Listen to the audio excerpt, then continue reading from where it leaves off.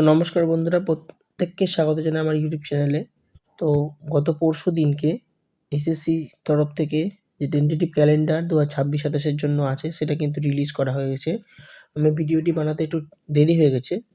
তো ক্যালেন্ডারে কী রয়েছে এটা আমরা জানি যে এসএসসি কয়েক বছর ধরেই কিন্তু ক্যালেন্ডার যেটা রয়েছে, টেন্টেটিভ এক্সাম কবে হবে, তার ফর্ম ফিল আপ কবে হবে, তার ক্লোজিং ডেট কবে হবে এবং এক্সাম কবে হবে পুরোটাই কিন্তু বলে দেয়। তো সেরকম করে এসএসসি এক্সামটা দেখা যায়।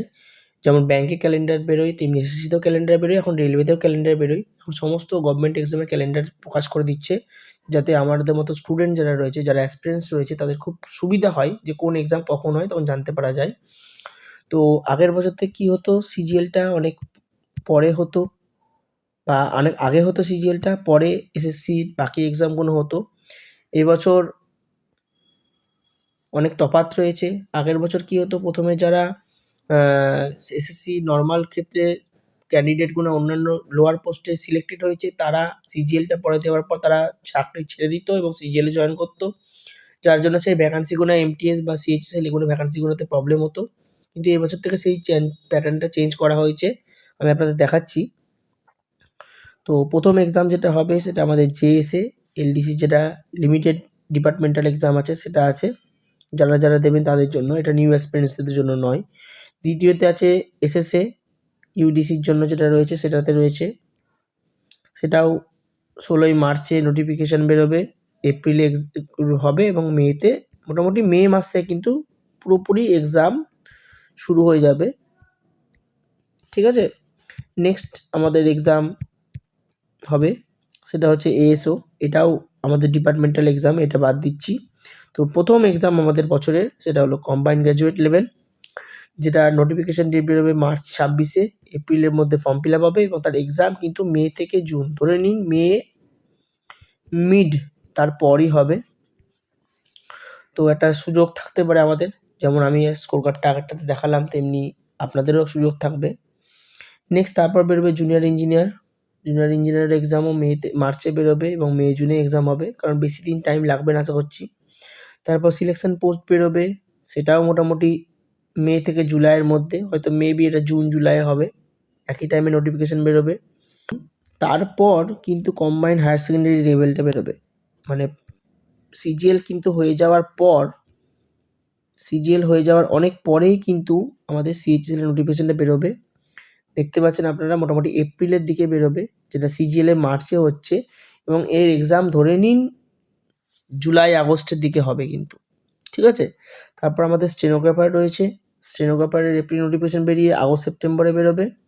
তারপর ট্রান্সলেটার রয়েছে, লাস্টে মাল্টিটাস্কিং স্টাফ, লাস্টে আমাদের রয়েছে যে এমটিএস রয়েছে সেটার এক্সাম কিন্তু লাস্টে হবে, মোটামুটি অক্টোবর পুজোর পর কিন্তু এক্সাম হবে। তার নোটিফিকেশান কিন্তু জুনে বেরোবে এবং জুলাইয়ে তার ক্লোজিং ডেট থাকবে। তারপর এসআই রয়েছে, সাব ইন্সপেক্টর দিল্লি পুলিশের যেটা রয়েছে সেটা রয়েছে, আর্ম ফোর্সেস। তারপর কনস্টেবলটা বেরোবে, জিডি কনস্টেবল, ঠিক আছে, সেগুলো বেরিয়ে যাবে, সেগুলো আর জিডিতে মোটামুটি ভালোই ভ্যাকান্সি থাকছে আজকাল। তো এবার সবথেকে বড় কথা হচ্ছে যে এসএসসি থেকে বলা হয়েছিল এবং রেল থেকে, আপনার রেলের যে ক্যালেন্ডার বেরিয়েছে, সে রেলের ক্যালেন্ডারে কিন্তু আপনারা দেখেছেন যে আরপিএফ যে কনস্টেবল, আরপিএফের যে ভ্যাকান্সি আছে কনস্টেবল, সেইগুলা কিন্তু রেলের ক্যালেন্ডারে কিন্তু নেই, রেলওয়ে ক্যালেন্ডারে কিন্তু প্রেজেন্ট নেই। নোটিফিকেশনে বলা হয়েছিল এসএসসির তরফ থেকে আরপিএফের যে কনস্টেবল বা অন্যান্য পোস্টগুলো রয়েছে সেগুলো কিন্তু নেওয়া হবে, কিন্তু এসএসসির ক্যালেন্ডারে কিন্তু আমরা কোথাও কিন্তু আমরা আরপিএফের কোনো ভ্যাকান্সি কিন্তু আমরা পাচ্ছি না। অতএব আরপিএফ কিন্তু না রেল না এসএসসি, দুটোর মধ্যেই কিন্তু নেই। তাই যারা আরপিএফের জন্য প্র্যাকটিস করছেন তারা একটু চিন্তিত আছেন অনেকে। তো আমার মনে হয় কয়েকদিনের মধ্যেই রেল বা এসএসসি তাদের মধ্যে থেকে কোনো নির্দিষ্টভাবে নোটিফিকেশান জারি করে বা যেভাবেই হোক তারা আমাদেরকে কিন্তু সেই ব্যাপারে অবগত করে দেবে।